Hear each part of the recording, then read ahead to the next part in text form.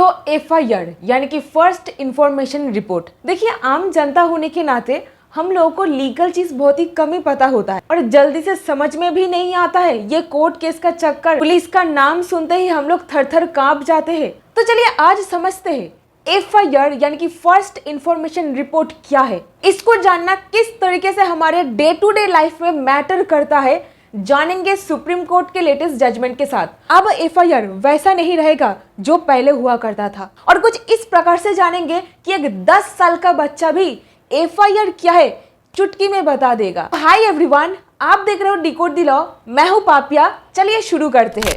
FIR क्या है? FIR का फुल फॉर्म है फर्स्ट इंफॉर्मेशन रिपोर्ट। जब भी कोई क्राइम होता है, जो व्यक्ति क्राइम होते हुए देख रहा है या फिर जो विक्टिम है जिनके साथ क्राइम हुआ है या फिर ऐसा कोई पर्सन जिनको नॉलेज है कि ऐसा कुछ हुआ है, वो पुलिस स्टेशन में जाकर के एफआईआर दर्ज कर सकता है। एफआईआर के बारे में कानूनी प्रोविजन सेक्शन 173 बीएनएसएस यानी कि भारतीय नागरिक सुरक्षा संहिता, ये एफआईआर के बारे में बोलता है। तो एफआईआर लिखते कैसे है? तो पुलिस थाने पर अब जब जाओगे कोई ऑफेंस का सूचना ले करके, वहां पर कॉग्निजेबल ऑफेंस यानी कि कुछ इस प्रकार के ऑफेंस का सूचना लेकर के तो पुलिस उसको लिखेगा, उसको ही बोला जाएगा एफआईआर। आप ओरली उसको बोलोगे और वो लिखेगा। 3 पॉइंट जाननी बहुत जरूरी है। सबसे पहला, एफआईआर को लिखना पड़ेगा, लिखित फॉर्मेट में होना पड़ेगा। सेकंड, आपको पढ़ के सुनाना पड़ेगा कि क्या क्या लिखा गया। नेक्स्ट, फिर जाकर के आपको सिग्नेचर करवाया जाएगा। आपको फ्री ऑफ कॉस्ट, निःशुल्क एक कॉपी प्रोवाइड किया जाएगा। अगर कोई सेक्सुअल ऑफेंसेस के बारे में खबर आता है तो महिला पुलिस ऑफिसर उसको दाखिल करेंगे और अगर वो अवेलेबल नहीं होते तो वाया वीडियो कॉल रिकॉर्ड किया जा सकता है एफआईआर। इसको कहा जाएगा इलेक्ट्रॉनिकली रिकॉर्डेड एफआईआर। तो अभी तक तो आपको पता चल गया कि एफआईआर कॉग्निजेबल ऑफेंस यानी कि सीरियस ऑफेंस, जो क्राइम होने पर हम लोग को इमीडिएटली पुलिस वालों को खबर देना पड़ता है। अब कौन सा ऑफेंस कॉग्निजेबल है, कौन सा ऑफेंस कॉग्निजेबल नहीं है, वो आपको यहाँ से पता चल जाएगा। अभी मान लीजिए कोई नॉन कॉग्निजेबल ऑफेंस हुई है। नॉन कॉग्निजेबल मतलब समझ लीजिए कोई लेस सीरियस, मतलब ज्यादा सीरियस ऑफेंस नहीं है। तो उस परिस्थिति में आपको एनसीआर दाखिल करवानी पड़ेगी, यानी कि नॉन कॉग्निजेबल रजिस्टर पर उसको लिखा जाएगा। नॉन कॉग्निजेबल ऑफेंस का ये रहा कुछ एग्जाम्पल, ये कम सीरियस है। तो कॉग्निजेबल ऑफेंस पर एफआईआर, नॉन कॉग्निजेबल ऑफेंस पर एनसीआर। यहीं पर सवाल आता है, क्या डिजिटली हम लोग एफआईआर रजिस्टर कर सकते हैं? जी हाँ, हम लोग ऑनलाइन एफआईआर फाइल कर सकते हैं। इसे कहा जाता है ऑनलाइन ई एफआईआर, जिसके लिए आपको अब जो राज्य में रहते हो उस राज्य का रिस्पेक्टिव पुलिस थाने का डेजिग्नेटेड पोर्टल पर जाना पड़ेगा। आप ये कर सकते हो। उदाहरण के लिए मान लीजिए दिल्ली में आपको रजिस्टर करना है तो delhipolice.gov.in ये जो वेबसाइट है, आप यहाँ पर जाओगे। यहाँ पर आपको देखने को मिल जाएगा कि ई एफआईआर दाखिल करने का प्रोसेस क्या है। और ध्यान दे, एफआईआर अगर फॉल्स, झूठा एफआईआर दाखिल करे हो ना तो ये पनिशेबल ऑफेंस है। किसी का लाइफ बर्बाद करने के लिए ये उद्देश्य लेकर के आप कृपया फर्जी एफआईआर दाखिल मत करें। इसी प्रकार से बाकी के राज्य का लिस्ट ये रहा। तो मान लीजिए पुलिस स्टेशन पर चले गए हो लेकिन पुलिस वाले एफआईआर दर्ज करने से इनकार कर रहे हैं, तो क्या आप वहां पर कुछ कर पाओगे? जी जरूर। कानून को जानिए। सबसे पहले आपको एसपी को एक लेटर भेजना पड़ेगा। यहीं पर मैं आपको दूंगी प्रैक्टिकल इंसाइट्स। सबसे पहले एसपी यानी कि सुपरिंटेंडेंट ऑफ पुलिस को एक लेटर भेजिए बाय पोस्ट। आप वहां पर चल के भी जा सकते हो, आपके ऊपर डिपेंड करता है। एक ईमेल भेज दीजिए, उसके साथ बाय पोस्ट भेज दीजिए।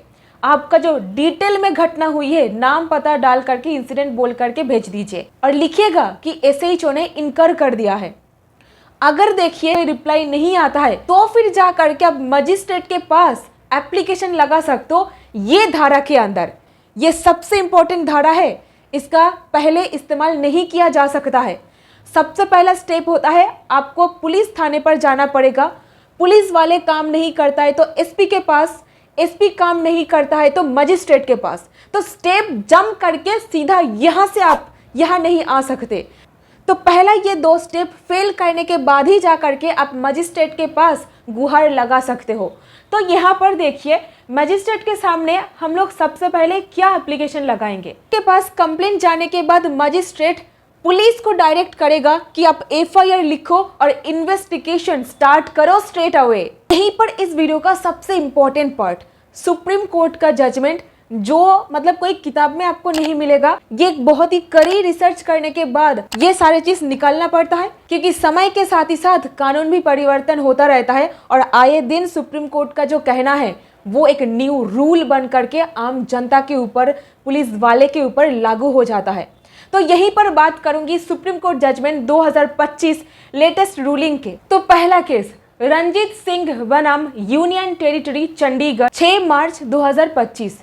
यहाँ पर क्या हुआ, इस मामले में जुडिशियल मैजिस्ट्रेट ने धोखाधड़ी यानी कि आईपीसी सेक्शन 420 और षड्यंत्र 120B के लिए एफआईआर दर्ज करने का आदेश दिया था, जिसे हाईकोर्ट ने खारिज किया। सुप्रीम कोर्ट ने कहा कि 156 क्लॉज 3 में एफआईआर की मांग करने से पहले सेक्शन 154 सबसेक्शन 1 एंड 154 सबसेक्शन 3 के तहत पुलिस तक शिकायत पहुंचाना अनिवार्य है।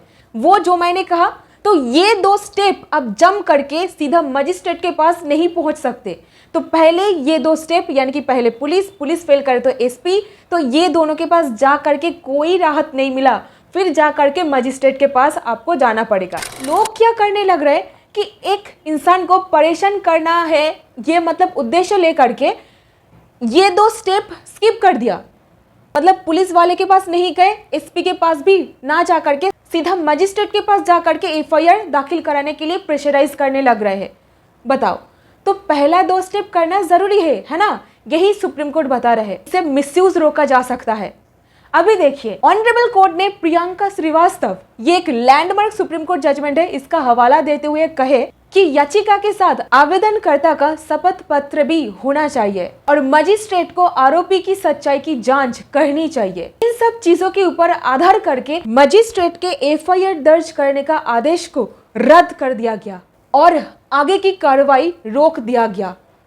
तो नेक्स्ट केस, ओम प्रकाश अंबेडकर बनाम महाराष्ट्र, 16 जनवरी 2025। ध्यान से सुनिएगा जरा, ये बहुत ही इंपॉर्टेंट केस है। मजिस्ट्रेट को सेक्शन 156 के तहत, जब भी मैं बात कर रही हूँ 156 सेक्शन का, तो ध्यान में रखना पड़ेगा आपको। जब भी मैं सेक्शन 156 कहूंगी आप समझ लीजिएगा, मैं अभी का सेक्शन 175 के बारे में बात कर रही हूँ, BNSS का। यहाँ पर बताया गया है police officers power to investigate cognizable case. Cognizable case यानी कि क्या, सीरियस ऑफेंस। तो इस परिस्थिति में क्या हुआ, सर्वोच्च न्यायालय ने कहा कि मजिस्ट्रेट को सेक्शन 156 सबसेक्शन 3 के तहत पुलिस जांच का आदेश देने से पहले पूरी मामले पर न्यायिक विचार करना चाहिए। यदि आरोप सीधे साधे हो तो ट्रायल करके समाधान किया जा सकता है, तथ्य की पड़ताल करनी चाहिए और रूटीन मैनर आदेश नहीं देना चाहिए। साथ ही BNSS 2023 के कानून के तहत अदालत ने मार्गदर्शन किया, सेक्शन 175 सबसेक्शन 3 के तहत जांच आदेश देने से पहले मजिस्ट्रेट को शिकायतकर्ता का एसपी को दिया गया शपथ पत्र और पुलिस अधिकारी की दलील भी ध्यान में रखनी होगी। सो ये है लेटेस्ट जजमेंट। अभी आगे देखिए, ये निर्देश देते हुए निचली अदालत के द्वारा दिया गया एफआईआर दर्ज करने का जो ऑर्डर था उसको रद्द कर दिया गया। आप भी अपने केस पर इसका सहारा ले सकते हो अगर आपके साथ ऐसा कुछ परिस्थिति बन रहा है तो। सही कानूनी प्रोसेस फॉलो ना करते हुए एफआईआर दर्ज किया गया है तो। नेक्स्ट जजमेंट, प्रदीप निरंकर नाथ बनाम स्टेट ऑफ गुजरात, 17 मार्च 2025। इस केस पर सुप्रीम कोर्ट पुनः स्पष्ट कर दिया, संगीन आरोप नजर आने पर एफआईआर दर्ज करना अनिवार्य है। विशेषकर भ्रष्टाचार और अधिकार दुरुपयोग जैसे अपराधों में कोई प्रिलिमिनरी इंक्वायरी नहीं की जाएगी और सीधे एफआईआर दर्ज किया जाएगा। इसलिए कोर्ट ने कहा कि इस मामले में एफआईआर को रद्द करने की कोई गुंजाइश नहीं है। Last judgement but not the list, Supreme Court of India, Rikhab Virani बनाम उत्तर प्रदेश, 16 अप्रैल 2025। संपत्ति के विवाद और एफआईआर, कभी सोचा है? संपत्ति विवाद को लेकर दर्ज की गई एफआईआर पर सुप्रीम कोर्ट ने क्विक एक्शन ली। कोर्ट ने पाया कि शिकायत में धोखाधड़ी के आवश्यक तत्व नहीं दिखते। ये एक सिविल केस है, अपराध नहीं। अदालत ने जोर देकर कहा कि मजिस्ट्रेट को केवल तभी अभियोजन की अनुमति देनी चाहिए जब शिकायत या चार्जशीट में अपराध के सारे इंग्रेडिएंट्स स्पष्ट रूप में मौजूद हो। जुडिशियरी एस्पिरेंट्स, लॉ स्टूडेंट, आम जनता सभी के लिए बहुत ही महत्वपूर्ण है। तो जरूर इस वीडियो को शेयर कीजिएगा, अपना राय बताइए कमेंट पर, इस वीडियो को एक लाइक कीजिएगा। बहुत बहुत धन्यवाद, मिलती हूँ नेक्स्ट वीडियो में।